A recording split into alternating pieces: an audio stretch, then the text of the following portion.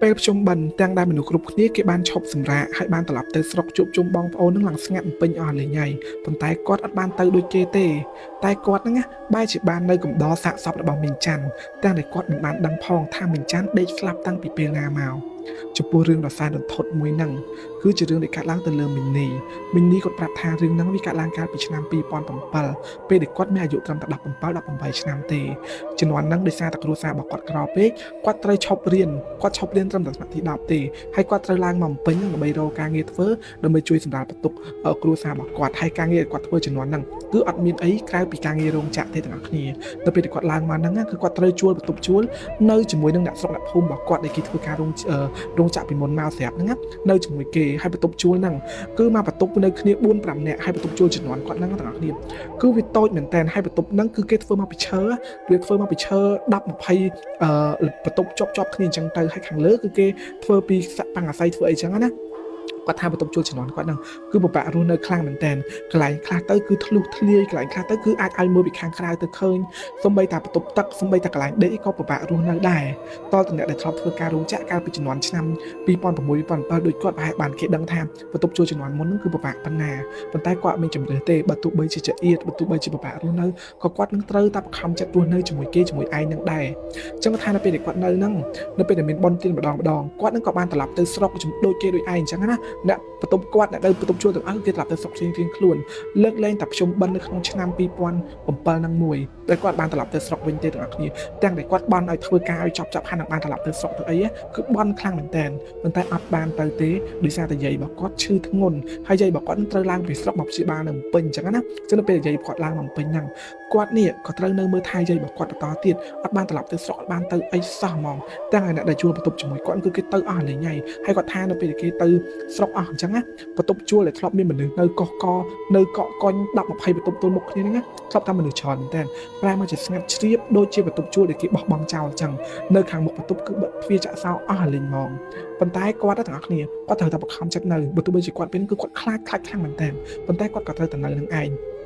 ពេលយប់គាត់ត្រូវដេកកណ្ដោយាយរបស់គាត់នៅឯពេទ្យប៉ុន្តែពេលថ្ងៃគឺគាត់ត្រូវត្រឡប់មកបន្ទប់ជួលគាត់វិញដើម្បីសម្រាកបន្តទៀតអញ្ចឹងណាអញ្ចឹងគាត់ថានៅថ្ងៃដំបូងនៃគាត់នៅបន្ទប់ជួលនឹងតែឯងហ្មងគាត់បានដាំបាយធ្វើម្ហូបដើម្បីយកបាយម្ហូបនឹងឲ្យយាយរបស់គាត់ទៅផ្សារនៅឯពេទ្យអញ្ចឹងទៅនៅពេលគាត់ដាំបាយធ្វើម្ហូបហ្នឹងគឺខ្ទង់មកប្រហែលជា7ព្រឹកទេដាំបាយធ្វើម្ហូបរួចរៀបចំខ្លួនអីរួចនេះគាត់ក៏ដើរចេញពីបន្ទប់របស់គាត់គ្រាន់តែគាត់ឈានជើងដេញដើរចេញពីបន្ទប់របស់គាត់ណាត្រូវដើរកាត់បន្ទប់របស់មីងច័ន្ទដែលនៅបន្ទប់ចិត្តគាត់នឹងឯងគាត់ដើរកាត់បន្ទប់មីងច័ន្ទហ្នឹងគឺឃើញថាបន្ទប់មីងច័ន្ទគឺបើកទ្វារចំហតិចហើយប្អូនរបស់មីងច័ន្ទគឺបិទអត់ចិត្តទេអញ្ចឹងគាត់ក៏ឈប់ដើរទៅខាងក្នុងមើលក៏ឃើញថាមីងច័ន្ទដេកនៅក្នុងបន្ទប់ហ្នឹងប៉ុន្តែដេកបាយខ្នងគាត់ដេកបាយខ្នងចេញពីប្អូនចេញពីទ្វារគឺឃើញមីងច័ន្ទដេកបាយខ្នងអញ្ចឹងដោយសារឃើញមីងច័ន្ទដេកបាយខ្នងអញ្ចឹងគាត់នឹងក៏ទាញទ្វារបន្ទប់របស់មីងច័ន្ទហ្នឹងផ្អឹបឲ្យចិត្តគាត់ខ្លាចថាមានពួកជក់ថ្នាំពួកជក់កាវការជំនាន់ហ្នឹងវាអាណាធិបតេយ្យផងអីផងអញ្ចឹងគាត់ខ្លាចថាគេនឹងទៅធ្វើបាបមីងច័ន្ទធ្វើអីអញ្ចឹងទ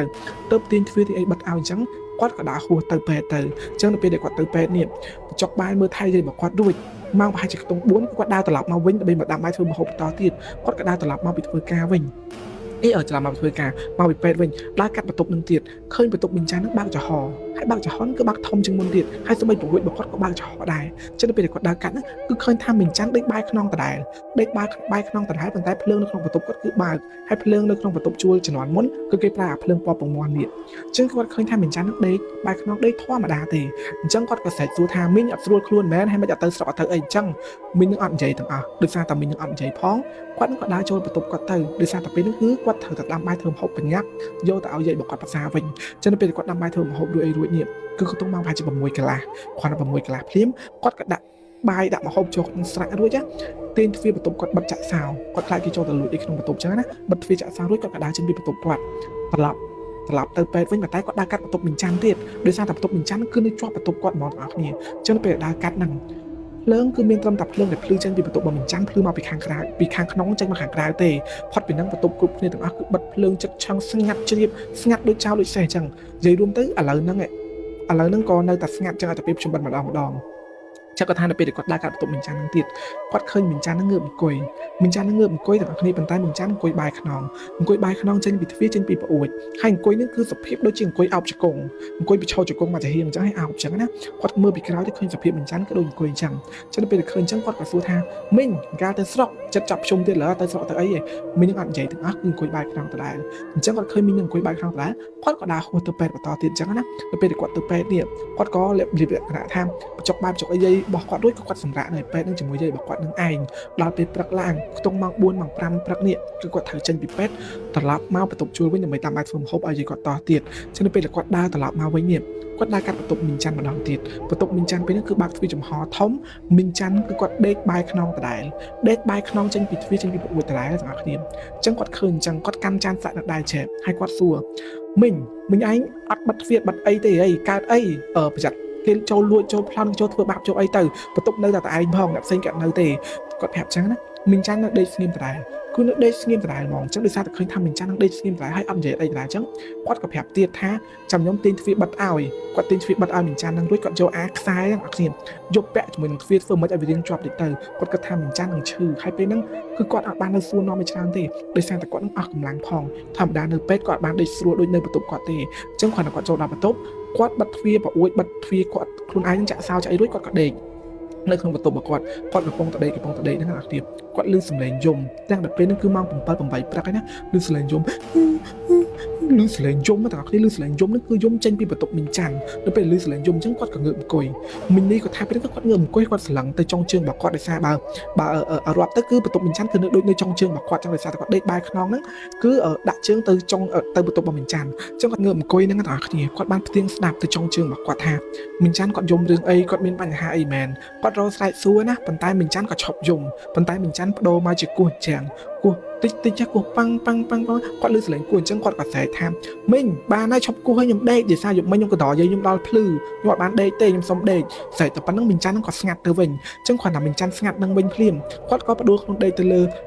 lại cả lư tê bảo quát bên nhá nó bây giờ quát bắt đua luôn đây từ bên năng thẳng điểm lúc giá nó gọi mình ấy cả lan này là hô đo mang phải chỉ chặt đắp quát có thở ngược tự đam bái phơi mà hô đam và bò cho tạo dây bảo quát nó bè tiệt nó bây giờ quát đam slow đôi những quát cả đạo bị trộn năng sạ đã sạ ấy đôi những quát cả đao trên bị bắt tục quát đôi rọ đòn chẳng nó bây giờ quát đao trên năng ngạc niệm quát đao cắt bắt tục bằng mình chàn sóc thuê bắt tục bằng mình chàn bạn mà thằng keng và ôi cho mình chàn bạn keng mỏng với những quát nhẹ lằng sang tự quát nữa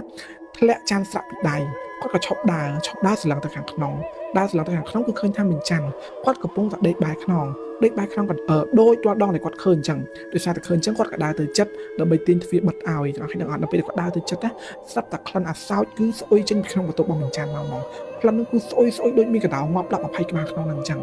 chẳng quạt cả số tha mình ăn mơ khăn này khăn sôi là bên bật tổ bên này đây chạy đây cả đài quạt xuồng chẳng mà ta mình chẳng ăn lại cứ ăn lại sao mà đi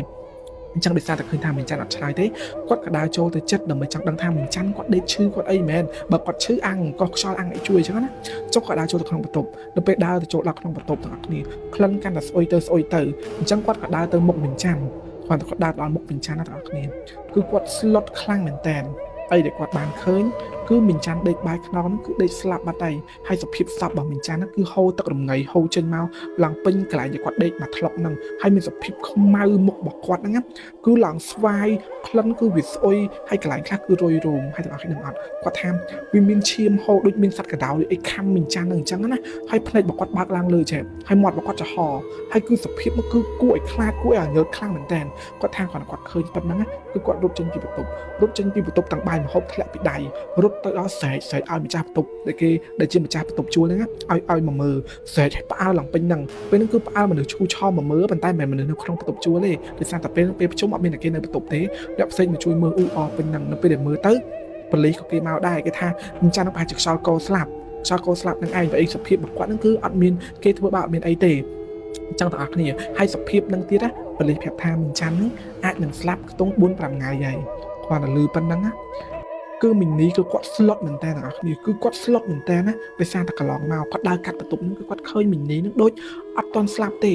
ម្ដងអង្គុយម្ដងដេកហើយពេលខ្លះទៀតគឺភ្លើងក្នុងបន្ទប់ហ្នឹងគឺបើកបាត់ធម្មតាហ្នឹងឯងពេលហ្នឹងគឺគាត់ខ្លាចនឹងញ័រដៃញ័រជើងទាំងអស់គ្នាគឺខ្លាចខ្លាំងមែនតើគេក៏យកសពមីនីចេញហើយក៏មានរបៀបថាអ្នកផ្សេងគេបានត្រឡប់មកពីស្រុកហើយប៉ុន្តែពេលហ្នឹងគាត់ត្រឡប់មកអត់បានច្រើនទេគឺមានតែម្នាក់ពីរនាក់ដែលគេត្រឡប់មកវិញអញ្ចឹងទៅអញ្ចឹងគឺគាត់ត្រូវនៅបន្តមួយយប់ម្នាក់ឯងទៀតមីនីពេលហ្នឹងគាត់ថាគាត់ត្រូវនៅមួយយប់ម្នាក់ឯងណាបើនិយាយបើគាត់នឹងបានធូរស្រាលហើយបានត្រឡប់ទៅស្រុកវិញហើយអញ្ចឹងគាត់ត្រូវនៅបន្ទប់ជួលតែឯងទេទាំងអស់គ្នាអញ្ចឹងពេលហ្នឹងនៅពេលដែលបន្ទប់ណាដែលគេបើកភ្លើងបើកចោលអីចោលគាត់ទៅអង្គុយនិយាយជាមួយគេហើយប៉ុន្តែបាននៅយូរទេគឺអង្គុយនិយាយមកព្រឹកគាត់ត្រូវមកបន្ទប់គាត់វិញហើយដល់ឲ្យដឹងអត់គាត់ដើរមកកាត់បន្ទប់មីងច័ន្ទហ្នឹងគឺគាត់ព្រឺសបល់ខ្ញាក់ហ្មងគឺព្រឺសបល់ខ្ញាក់ហ្មងទាំងអស់គ្នាអញ្ចឹងគាត់ក៏ចូលមកបន្ទប់គាត់បិទទ្វារចាក់សោប៉ុន្តែពេលយប់គាត់ដេកអត់បានទេឮសលេងគោះអញ្ចឹងពកហើយឮសលេងស្រែកហៅអានេះ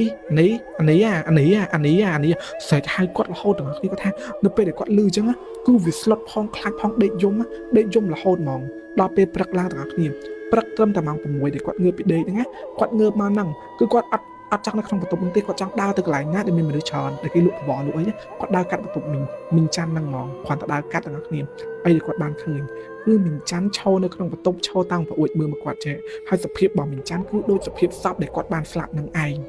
ក្រោយមកទៀតទាំងអស់គ្នាគេក៏មកត្រឡប់មកផ្ទះជួលជួបជុំគ្នាអស់លេងចំណែកមីនីគឺពេលនេះគឺគាត់ចាប់ដើមបាក់ស្មាតខ្លាំងមែនទែនគាត់ដេកឈឺទាំងអស់គ្នាដេកឈឺបានទៅធ្វើការ2 3ថ្ងៃដោយសារតែគាត់នឹងខ្លាចខ្លាំងពេកហើយនៅបន្ទប់ជួលពេលគាត់នៅតែឯងគាត់ហ៊ាននៅទេគាត់ចាប់ដើមខ្លាចហើយបាក់ស្មាតខ្លាំងមែនទែនហ្នឹងហើយទាំងអស់គ្នាចំពោះរឿងដែលគាត់បានចែករំលែកបានហ្នឹងគឺមានតែប៉ុណ្្នឹងទេហើយអាហ្នឹងគឺជាអនុស្សាវរីយ៍នៅពេលដែលគាត់ធ្វើការរោងចក្រកាលពីឆ្នាំ2007ហ្នឹងហើយទាំងអស់គ្នាបើសិនទាំងអស់គ្នាមានរឿងចែករំលែកកុំភ្លេចឆាតមកក្នុង account IG របស់ខ្ញុំផងហើយខ្ញុំក៏សូមផ្ដាំដែរបើសិនតែណាគេដែលគាត់នឹងអត់បានទៅស្រុកគាត់រស់នៅបន្ទប់ជួលតែឯងនេះណាប្រចាំប្រយ័ត្នបន្តិចហើយសោយនៅចិត្តខាងរបស់អ្នកទាំងអស់គ្នាអាចមិនមែនមនុស្សគាត់ថាបានដែរហ្នឹងហើយចំពោះរឿងដែលខ្ញុំនិយាយនេះគឺមានតែប៉ុណ្្នឹងទេបាយ